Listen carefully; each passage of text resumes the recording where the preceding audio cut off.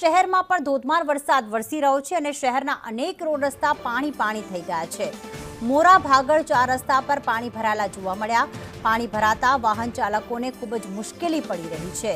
તો સુરતના મોરા ભાગળ વિસ્તારના દ્રશ્યો કે જ્યાં જ્યારે ઓફિસ કે ધંધા રોજગાર માટે વાહન ચાલકો નીકળ્યા ત્યારે પાણી ભરાયેલા જોવા મળી રહ્યા છે અને તંત્રની જે પ્રી મોન્સૂનની કામગીરી હોય, હજુ તો કહેવાય કે ચોમાસું બેઠું પણ નથી ને જો આવી પરિસ્થિતિ હોય તો પછી વાહન ચાલકોને, રાહદારીઓને, સુરતવાસીઓને ચોમાસા માટે એવી તૈયારી રાખવી પડશે કે રસ્તા પર તો પાણી ભરાયેલા જ રહેશે, કારણ કે જ્યારે પણ ચોમાસું બેસતું હોય છે ત્યારે દક્ષિણ ગુજરાતમાં સૌથી વધારે વરસાદ થતો હોય છે, સૌરાષ્ટ્રમાં વધુ વરસાદ થતો હોય છે અને ખાસ સુરતમાં દર વર્ષની આ પરિસ્થિતિ છે। એવું નથી કે આ વર્ષની જ આ પરિસ્થિતિ છે, પણ દર વર્ષે આ પ્રકારે જ ક્યાંક શહેરના રસ્તા ઉપર પાણી ભરાતા હોય છે।